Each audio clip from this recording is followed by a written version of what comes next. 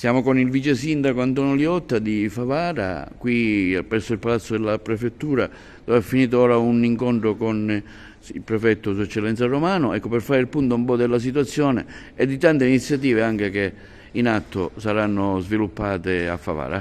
Stamattina qui in prefettura con il signor prefetto abbiamo parlato di problemi culturali e senza dubbio un momento importante del supporto che sul piano della cultura Sua Eccellenza il Prefetto darà al nostro comune e non solo al nostro comune. Per ciò che riguarda i rapporti anche con il Consiglio Comunale, spesso insomma ci sono delle difficoltà, insomma.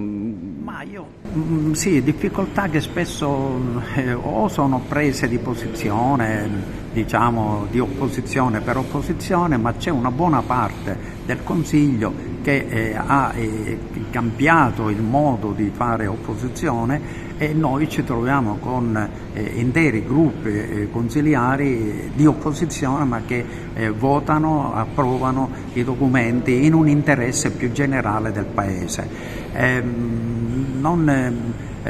A volte i contrasti sono così, di tipo dialettico, per fare anche un po' di propaganda, forse anche necessaria, perché alla fine stimola e porta poi a realizzare le cose. Su acqua e rifiuti, noi lo viviamo quasi come uno stimolo utile a far sì che anche noi possiamo andare avanti. Acqua e rifiuti, due nodi che a Favara non si riescono in qualche modo a dipanare. Ma non solo a Favara, perché la questione dell'acqua purtroppo non dipende da noi.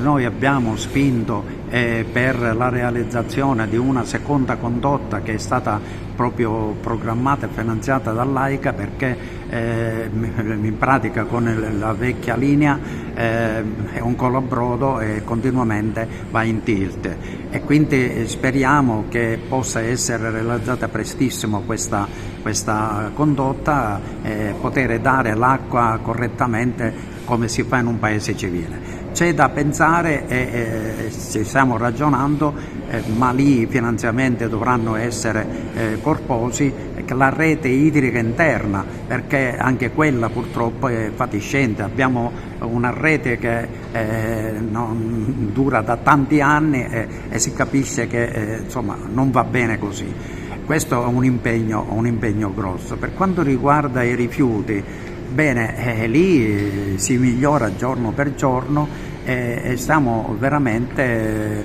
ottenendo dei grossi risultati. Non è un caso che abbiamo avuto anche il premio Plastic Free che verrà ritirato a marzo a Milano.